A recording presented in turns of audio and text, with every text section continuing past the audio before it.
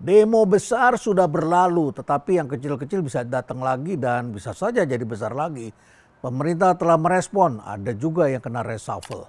Reshuffle ada yang memang harus diganti, tetapi juga ada yang mengundurkan diri.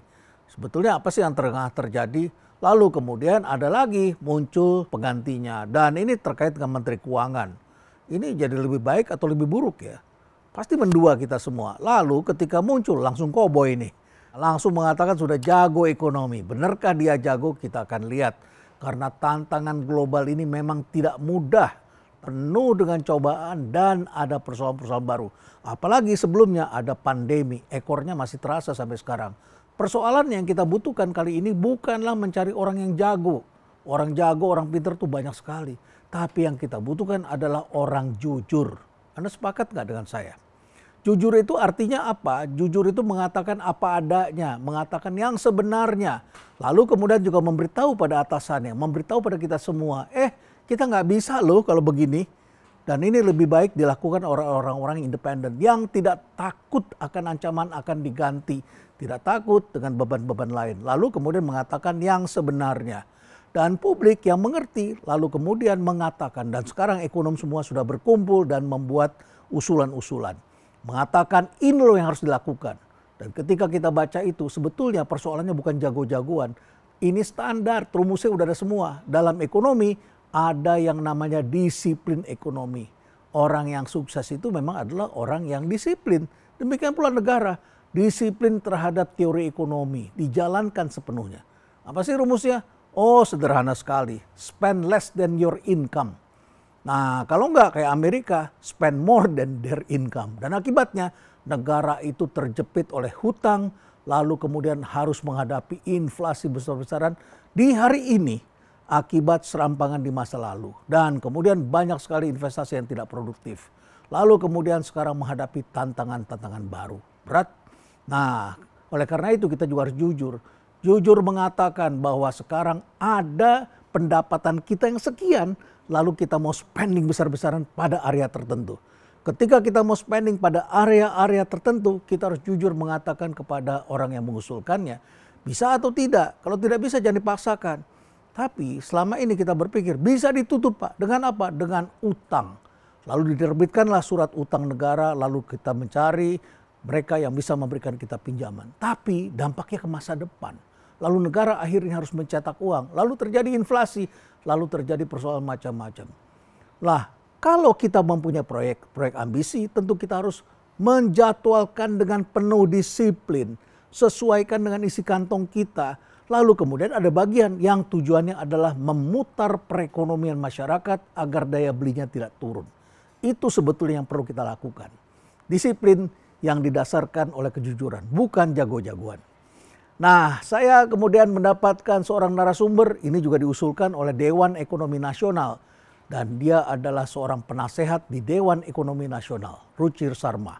Dan kemudian ketika datang ke Indonesia, kami diperkenankan untuk mengajukan pertanyaan-pertanyaan.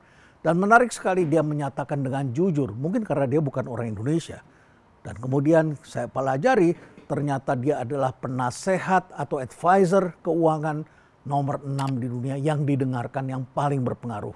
Ya nomor satunya kan kita sudah tahu semua, Warren Buffett kan. Kali ini dia menyajikan sejumlah hal yang tentu saja perlu menjadi perhatian bagi pemerintah. Benarkah kita telah mencapai pertumbuhan ekonomi seperti yang kita impikan? Bukankah 4,8, 4,9 saja sudah, ya itu sudah bagus ketika di negara-negara lain sedang mengalami pertumbuhan ekonomi yang susah sekali. Dan semuanya tengah menghadapi tekanan-tekanan yang berat. Kemudian dia mengatakan, jangan lupa ada China shock. Yaitu bagaimana China sekarang menghadapi pertumbuhan yang menurun, penduduknya berkurang. Tetapi kemudian kita menyaksikan barangnya mengalir ke mancanegara, ke seluruh dunia. Dan kemudian bisa menghancurkan ekonomi bangsa-bangsa lain. Yang bisa menjadi korban antara lain adalah negara-negara ASEAN. Mengalirlah lalu kemudian terjadi persoalan dan menghantam persaingan lokal. Di tengah-tengah sedang tumbuhnya merek-merek lokal di sini. Pemerintah harus apa? Pemerintah harus melakukan deregulasi. Bagaimana mempersiapkan industri di dalam negeri. Lalu kemudian dia juga berbicara tentang perubahan global. Dia menulis buku, What Went Wrong with Capitalism. Dan tentu saja buku ini buku yang baru dan dia ceritakan kepada Anda semua dalam intrik kali ini. Seperti apa? Mari kita saksikan dan kita dengarkan nasihat dari orang nomor 6 di dunia yang suaranya didengar dalam dunia keuangan. Dan ini juga sesuai dengan dia menjadi advisor bagi Dewan Ekonomi Nasional. Stay relevant.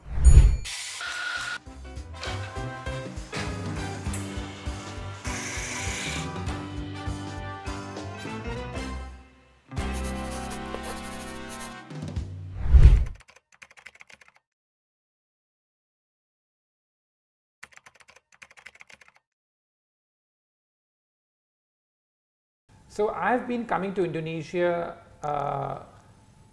in my professional capacity as an investor, as a writer.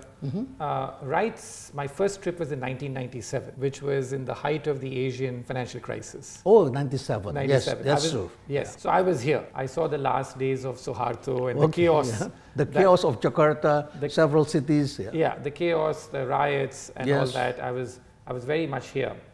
And I think it was quite remarkable how Indonesia recovered from that. That when I just trace it back, at least the 2000s, that was a decade which I think in which Indonesia really shone. But a lot of the Indonesia's success after the East Asian financial crisis was because there was a big commodity boom which happened in the 2000s, and also the fact that after there were some good policies put into place about cleaning up the banking sector, which was all done after the Asian financial crisis. So the 2000s was very good. When I wrote my book in 2012, Breakout Nations that you referred to, I was quite bullish on Indonesia even then.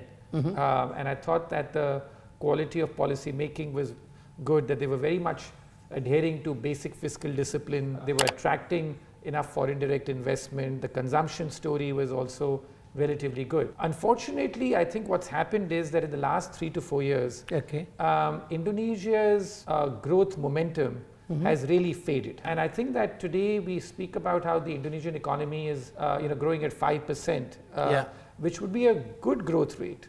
And I know that the president wants to aim for even more.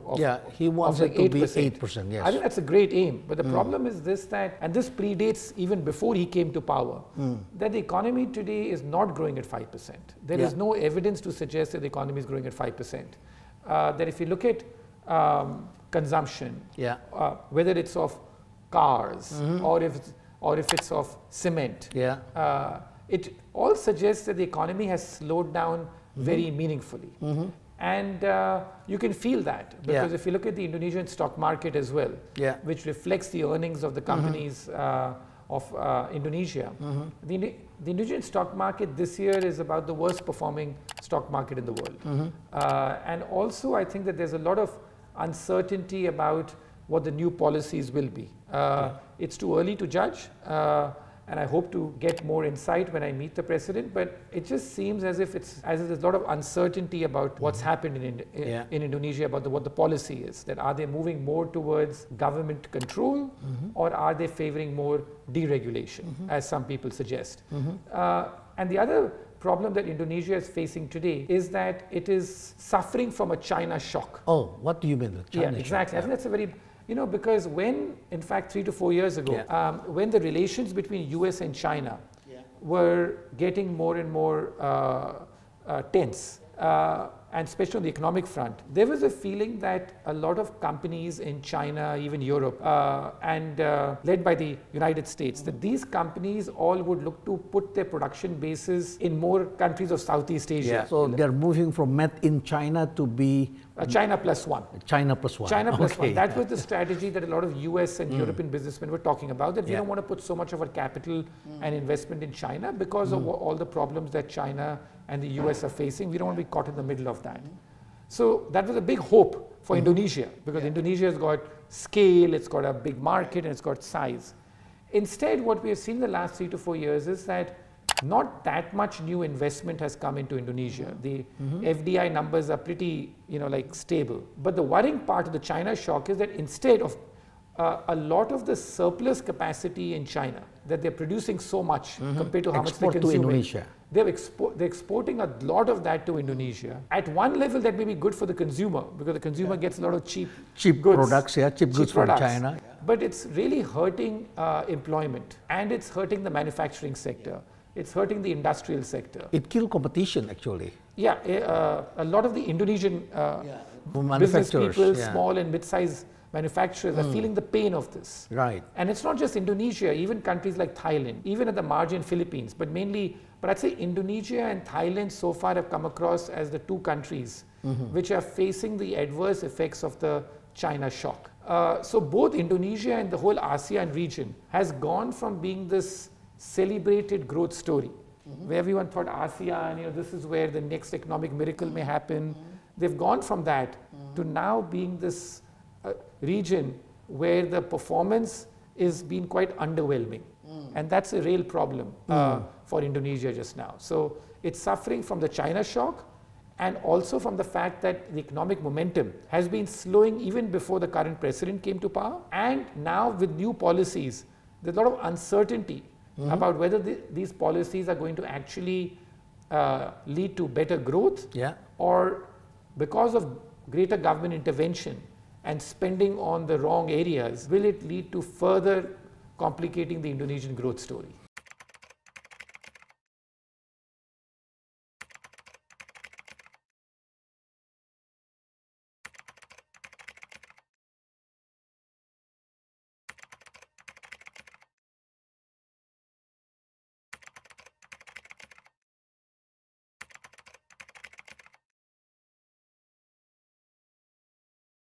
Yeah, because I'm saying that we look at other data, right? We're also investors. Yeah. So you can look at companies' earnings.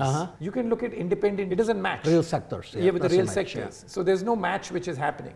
And it shows up in the market's performance as well. Yeah. And then, as I said, things like car sales, that in the last decade, you've had negative car sales. For a growing economy, how do you have negative car sales? Why is cement consumption not growing? If you have some investment, it should be growing. So I'd say there's something which is not matching up with the headline growth number. And we feel it, right? Because if you look at consumer companies, especially at the lower end, the consumption rates are falling. That's very unusual for a developing country, emerging market, starting from a low base. You don't expect these things to happen.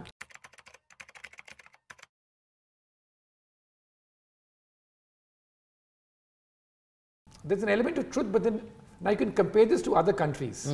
Why should this only be happening in Indonesia? Right? For example, like in Malaysia today, Malaysia's population is a fraction of that of Indonesia. About 1/7 or 1/8. Right? Today, Malaysia sells more cars than Indonesia. That was not the case. That was not the case 4 or 5 years ago. So why is that happening? Even Philippines, so if this was the case, then yes, there is a change in consumer habits where the consumer wants now to do more experiences, and you can argue that in a world of Uber or whatever, there's no point owning a car and you can rent and stuff. But this phenomenon of declining car sales is very unique to Indonesia.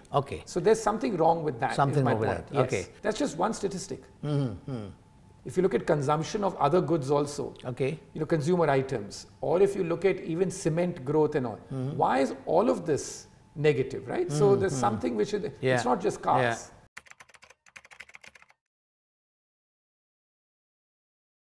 Yes, there is an element of that which could be happening. Again, as I said, is the fact that the problem in Indonesia seems to be a bit more acute and is coming more, from what I can gather, of the fact that a lot of the manufacturing sector is getting hollowed out, right? And people are going back to work in the farms. It's not as if technology is necessarily replacing it from what I can see. But people are moving back because they're not getting jobs in the cities the way they used to get. So I don't think it's being replaced by technology, because then people would not be going back to the farms. I think that there is some issue that the growth rate has slowed down a lot. And then because of the jobs in manufacturing, a lot of those jobs are getting lost because of the China shock. Yeah, that's true.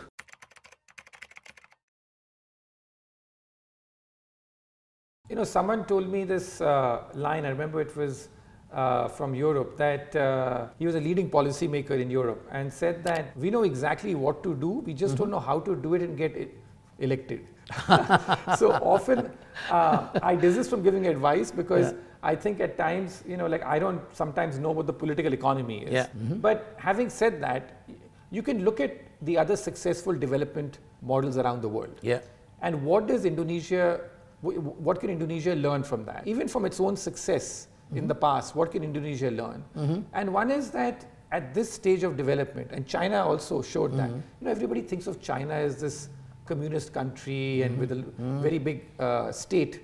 Just dictated. And like dictated. It's a bit of a myth. That's true politically. But economically, China gave its people a lot of freedom to go and do what you feel like. And the private sector rose in China.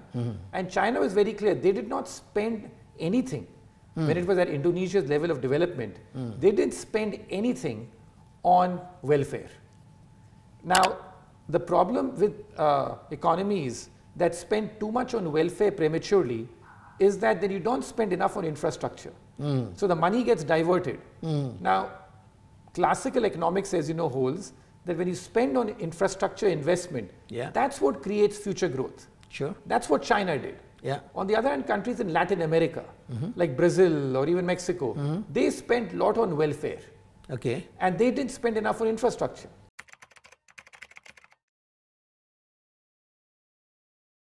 Short-term population. Because in the end, if you don't get economic growth, then no one's happy. So in Indonesia also, if you start spending too much on populism prematurely, when your per capita income is only $4,000-5,000. Spend a lot on welfare. You spend a lot on welfare, then you're going to cut your future growth because you're not spending enough on investment and enough on infrastructure. And in Indonesia, investment as a share of the economy has been declining in the last few years. So that means that you're not spending enough on building for the future. And you are instead spending on welfare. Now, I would like people to get free money if they can. I have no problem with that. But the issue is that there are limits to all this. And I think that those limits are coming now to hurt Indonesia.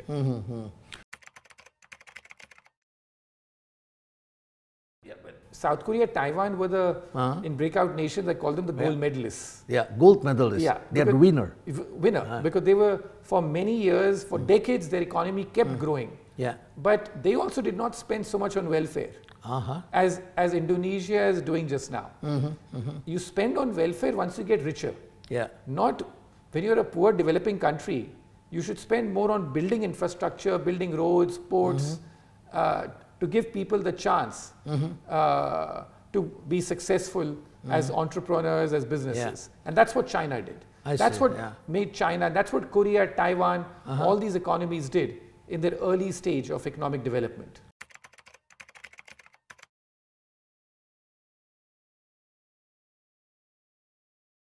As I said, that infrastructure, can be not just building ports, roads. It can be on research and development. I see. R&D spending, especially in R&D spending. Yes, especially like in today's modern economy.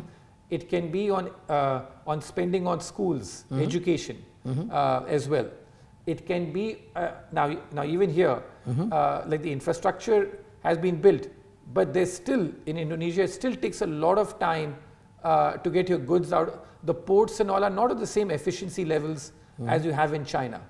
So even though there's been an infrastructure built out, there's a lot more which can be done because investment as a share of GDP, and infrastructure like in Indonesia is not too high.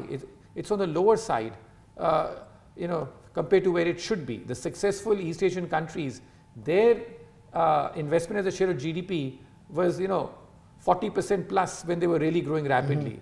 Indonesia is still close to 30%, even as per the official data. So I think that there's ample scope. I won't say that Indonesia is tapped out. Infrastructure has improved and built, but still nowhere close to what it could be if you want the economy to grow at 7-8%.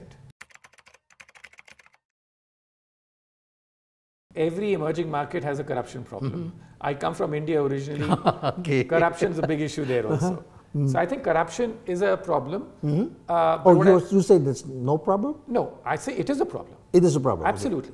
But my point is that generally developing countries, corruption tends to be a problem. But the richer you get, corruption tends to become less of a problem.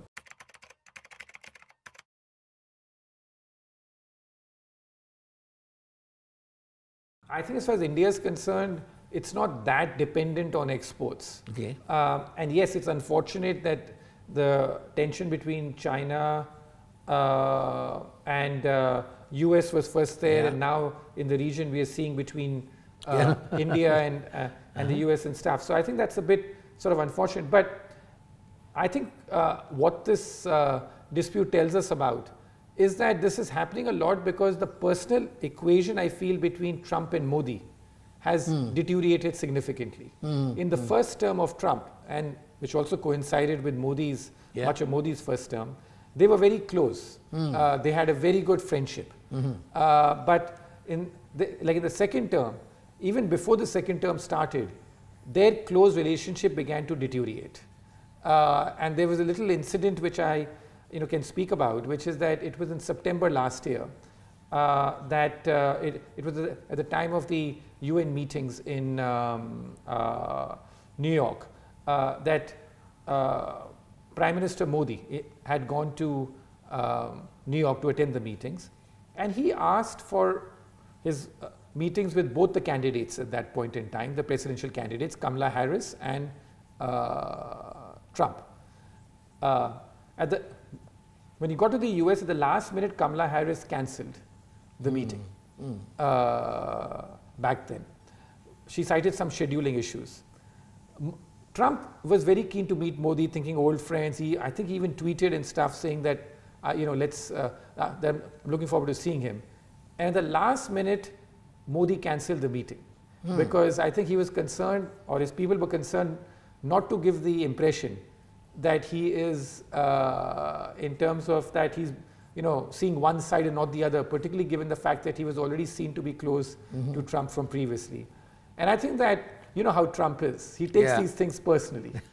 And after that, there's been a steady deterioration in the relationship. Even when the India-Pakistan conflict happened.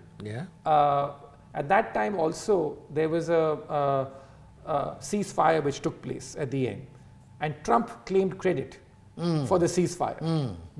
And he kept on claiming credit, and Modi and his government kept on saying that Trump is lying. So, I think that when we're analyzing geopolitical affairs, we tend to think very much about strategic stuff and the world and what's happening and stuff. Sometimes personal equations, especially when you have these cast of characters there, sometimes personal equation can also play a very big role in how things transpire.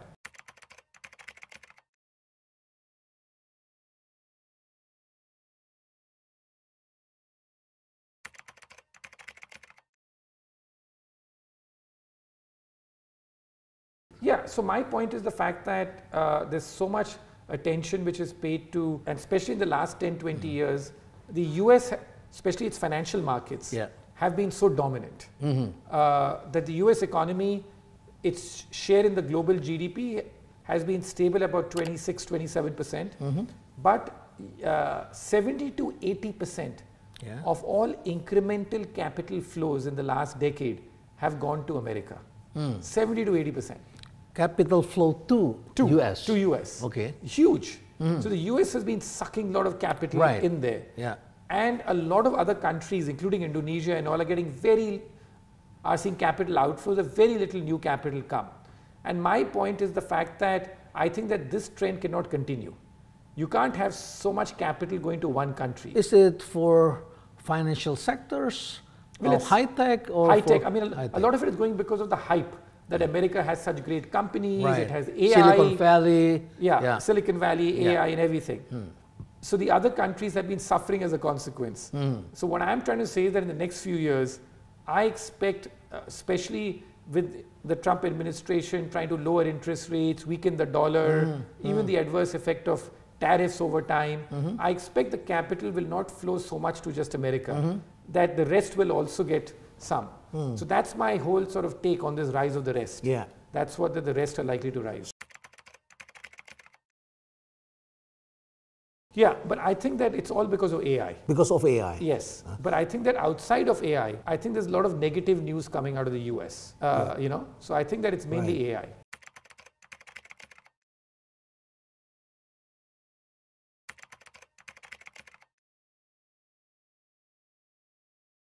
That's why Trump is so keen that interest rates come down.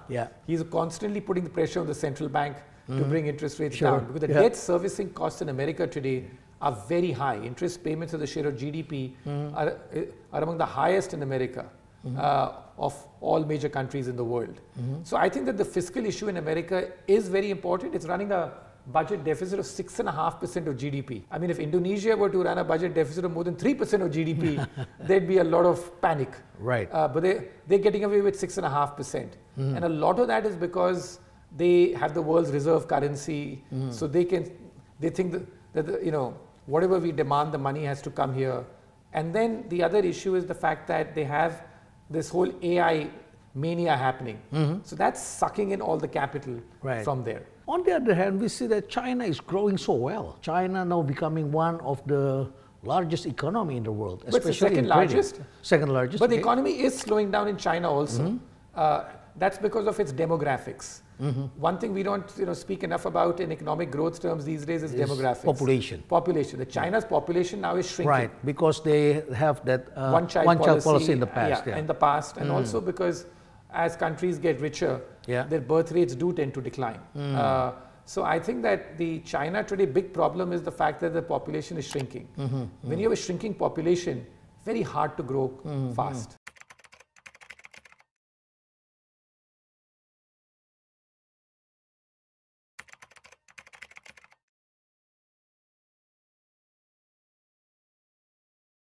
You have to do a lot to boost your own manufacturing sector. I mean, a lot of attention, a lot of support needs to be given to that. To manufacture sector. Yeah, because otherwise the China shock, they already have a very good manufacturing sector. Sure. They're going to keep sort of, cleaning up in terms of whatever demand there is. Very efficient. Very low cost, technologically advanced. But you need to help the... So like the one thing that we have spoken about is that Indonesia needs its own Doge. Which is its own deregulation campaign.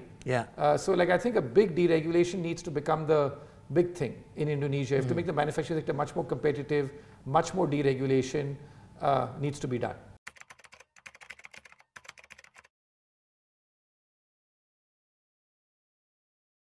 Yes, so I think that absolutely the education quality like in Indonesia could do a lot of improvement. But remember, these education all take a very long time for things to change. So don't expect, if you start changing that, don't expect results in the next year or two.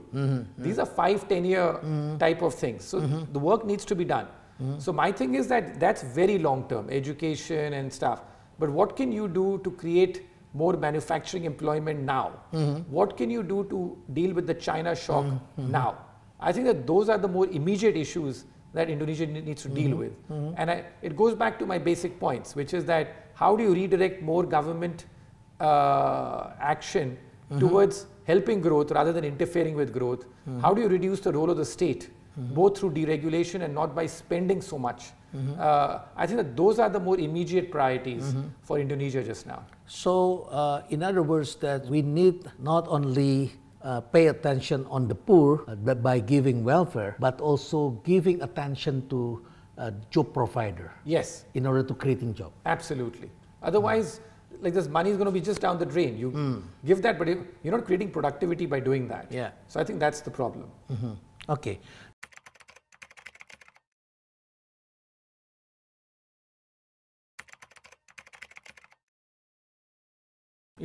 No, there's a risk of that, but my point is the fact that you can counter that by having, by using AI also to, let's say, improve digitization in the economy. So I'd say that it's about adopting AI as well and seeing what happens. Say in agriculture and several others. So in terms of the fact that you can use much better technology in agriculture, in general, like even in manufacturing. So I'm not a big believer in the fact that technology kills jobs. I think what technology does is it kills professions. Professions? So it's a very important distinction. Some professions will die. But technology creates many new jobs as well. So I'm just not sure whether this AI is going to come and take everyone's job away and stuff. And let's see what the progression of AI is. I think there's a lot of hype about AI today. I really want AI as well because I want to make my life simpler and better. But I feel that currently the hype is running ahead of reality. So I know it's a very big force today, but this whole mania that it's going to lead to this, I'd be a bit cautious of that.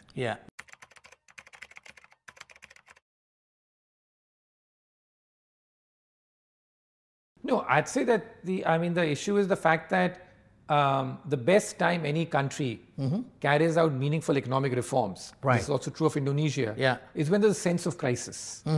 If you keep telling everyone that, see, things are so good, Yeah. then there is no urgency to change, Yeah. right?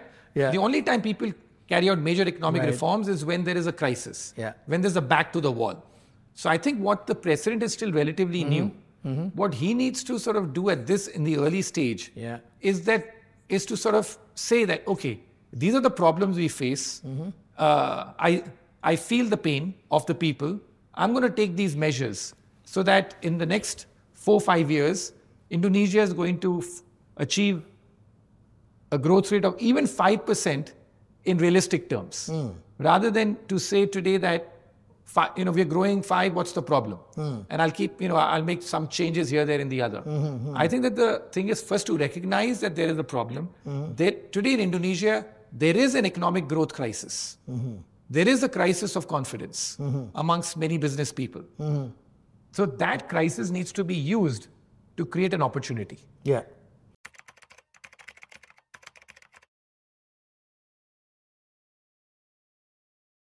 Yeah, but I think that, like politicians, and I hope so, are quite smart. They're not going to be, that they may say something for projection, but inside I think they're pretty smart in feeling out how people are really feeling.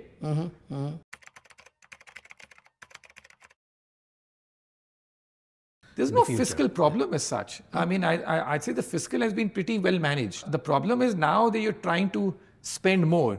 But if you're spending on the wrong things, and then you start to bust the cap of 3%. It doesn't create... And it doesn't create jobs. Value. Yeah, there is value. no value creation there. That's right. So I think that that's the problem. But in the last 10, 20 years, the policy making from both fiscal and monetary policy has been quite responsible. So I don't think that's a problem as such.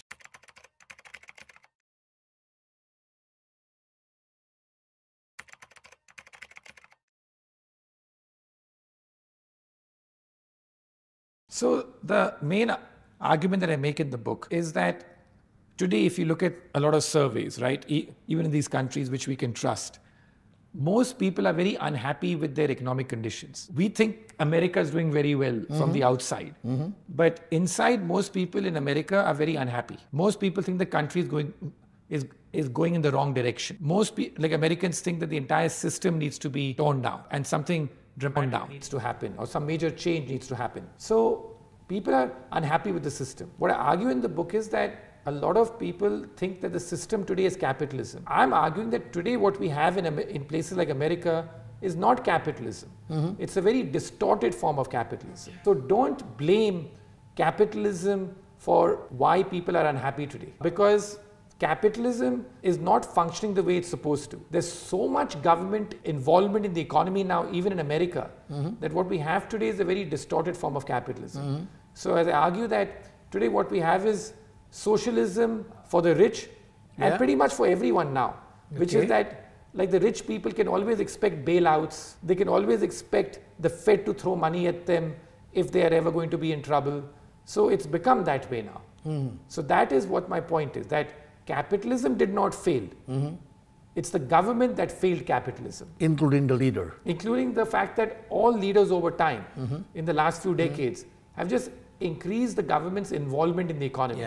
Whether it's regulation, it's bailing out failing companies, government spending as a share of GDP, the central banks throwing so much easy money and trying to prop up the system. I think it's been a mass involvement of government, and that's what's undermining the dynamism of capitalism. So the history of capitalism shows how capitalism used to function in the first 200 years after it was sort of created in the US, and the last 50 to 100 years, how capitalism has been corroded, where today the system we have is a very distorted form of capitalism. I'd say that it goes back even longer. At the time when the Great Depression happened in America 100 years ago, government spending as a share of GDP was 3%. Today, it's 40%. Oh. Just straight line up. And More then than 10 times. Yeah, and then you have countries like France, where it is 60%. 60%. 60, nearly 60%. How is that capitalism? That is no longer capitalism. Socialism. That's the exact. When you have okay. so much involved in the economy, that is not capitalism. And yet people are not happy. That's the problem. If you're spending so much money of the government, people should be happy. You think.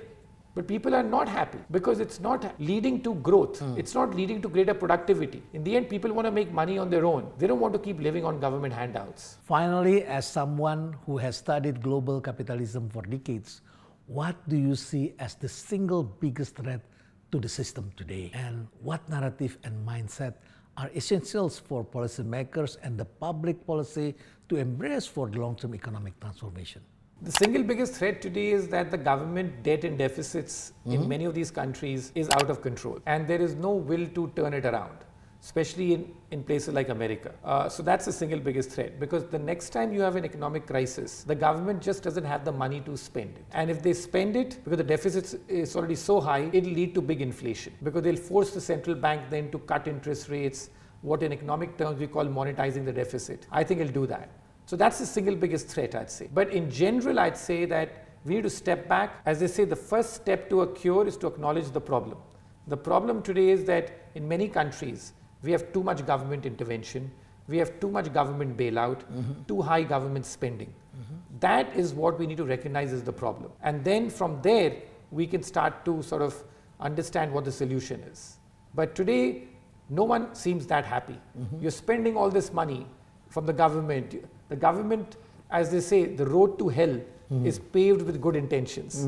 The government is doing all this thinking that they're helping, but it's having a perverse outcome. And in Indonesia too, we need to understand that these Western countries, what they have done, or even other developing economies such as Latin America and stuff, that just throwing money at the problem, government money at the problem, doesn't cure anything.